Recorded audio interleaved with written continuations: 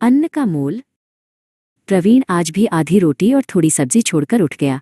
माँ ने बचा हुआ खाना देखा और चुपचाप उसे हटाने लगी। उनके चेहरे पर हल्की निराशा थी। उसके माँ और पिता को उसकी यह आदत बिल्कुल पसंद नहीं थी।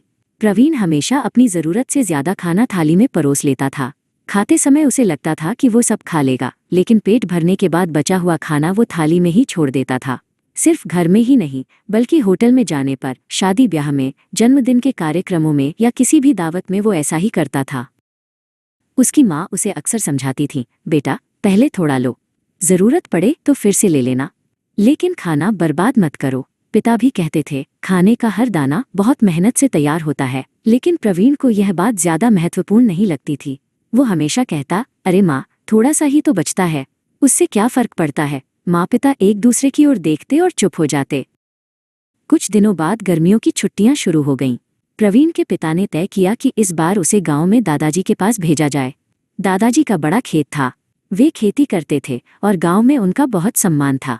गांव पहुंचने के बाद पहले 2 दिनों तक प्रवीण बहुत खुश था। वो दोस्तों के साथ खेलता था, कुएं के पास बैठता था और शाम को खेतों में घूमने जाता था।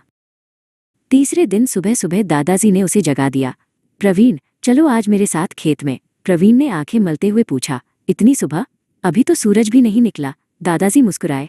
किसान का दिन सूरज निकलने से पहले शुरू होता है। मन मारकर प्रवीण उनके साथ चला गया। खेत में पहुंचकर उसने देखा, कुछ किसान पानी दे रहे थे, कुछ खरपतवार निकाल रहे थे, तो कुछ फसलों की देखभाल कर रहे थे। दादाजी ने उसे भी काम दिया। पहले उसे पानी की बाल्टी उठानी थी, फिर कुछ पौधों के आसपास की मिट्टी ढीली करनी थी। सिर्फ आधे घंटे में ही प्रवीण थक गया। उसके चेहरे पर पसीना आ गया। वो बोला, दादाजी ये काम बहुत मुश्किल है। दादाजी ने कहा, बेटा ये तो सिर्फ शुरुआत है। बीज बोने से लेकर खाना थाली तक पहुंचने में कई महीनों की मेहनत लगती है। एक साल बारिश नहीं हुई थी, हमारी आधी फसल खराब हो गई थी। अगले कुछ दिनों तक प्रवीण रोज खेत जाने लगा। उसने देखा कि अगर बारिश समय पर न हो तो किसान चिंता में पड़ जाते हैं। ज्यादा बारिश होने पर भी नुकसान होता है। कभी कीड़े लग जाते हैं तो कभी फसल खराब हो जाती है। फिर भी किसान नई उम्मीद के साथ दोबारा काम में लग जाते हैं। एक दिन दादाजी उसे गेहूं के खेत में ले गए। उन्होंने पूछा, क्या तुम्हें पता है कि ये रोटी तुम्हारी थाली तक पहुंचने से पहले कितना सफ़र तय करती है? प्रवीण ने सिर हिलाकर मना कर दिया। दादाजी कहने लगे, पहले ज़मीन तैयार की जाती है, फिर बीज बोए जाते हैं, उन्हें पानी दिया जाता है, महीनों तक उनकी देखभाल करनी पड़ती है। फसल तैयार होने पर कटाई होती है, फिर अनाज चक्की में जाता है, उसका आटा बनता है। घर में माँ रोटी बनाती है और तब जाकर वो तुम्हारी थाली तक पहुंचती है। प्रवीण चुपचाप सुन रहा था। उसे पहली बार एहसास हुआ कि एक रोटी के पीछे कितने लोगों की मेहनत होती है। उस दिन दोपहर में जब सब खाने बैठे तो दादी ने हमेशा की तरह उसकी थाली में 3 रोटियां रखीं।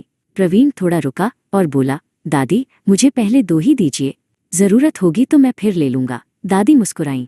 दादाजी बिना कुछ कहे उसकी तरफ देखते रहे। उस दिन प्रवीण ने थाली में एक दाना भी नहीं छोड़ा। गांव से लौटने के कुछ दिनों बाद उसके स्कूल की ओर से एक बड़े होटल में शैक्षणिक भ्रमण रखा गया। सभी छात्र बहुत खुश थे। खाने के लिए बड़ा बुफे लगाया गया था। कई बच्चों ने अपनी थालियों में बहुत सारा चावल, रोटियां, सब्जियां और मिठाइयां भर लीं। थोड़ा खाने के बाद उन्होंने बहुत सारा खाना ऐसे ही छोड़ दिया। प्रवीण के दोस्त ने भी थाली भर ली। प्रवीण ने उसे रोका, इतना मत लो, पहले थोड़ा लो, बाद में फिर ले सकते हो। दोस्त हंसते हुए बोला, क्या बात है, तुम इतने बदल गए कब? प्रवीण कुछ पल चुप रहा। वो बोला, पहले मैं भी ऐसा ही करता था, लेकिन अब समझ गया हूँ, खाना सिर्फ भोजन नहीं होता, उसके पीछे किसी का पसीना होता है। दोस्त ने उसकी ओर देखा और थाली में रखा थोड़ा खाना वापस रख दिया। उस रात घर लौटने के बाद माँ ने खाना परोसा। प्रवीण बोला, माँ मुझे पहले थोड़ा ही देना, ज़रूरत होगी तो मैं फिर ले लूँगा। माँ और पिता एक दूसरे को देखकर मुस्कुराए। उस दिन माँ ने देखा कि प्रवीण ने थाली पूरी साफ कर दी थी। उनकी आंखों में खुशी थी। पिता बोले, आज सच में तुम बड़े हो गए हो। प्रवीण मुस्कुराया, बड़ा नहीं पापा, बस खाने की कीमत समझ गया हूँ। उस दिन के बाद प्रवीण ने कभी भी थाली में खाना नहीं छोड़ा, बल्कि वह दूसरों को भी समझाने लगा, खाना बर्बाद करना सिर्फ भोजन की बर्बादी नहीं है, बल्कि मेहनत, समय और किसानों के पसीने की बर्बादी है। खाने का हर दाना किसानों की मेहनत और कई लोगों के प्रयासों का परिणाम होता है। इसलिए जितना ज़रूरी हो उतना ही लेना चाहिए और भोजन की बर्बादी से बचना चाहिए।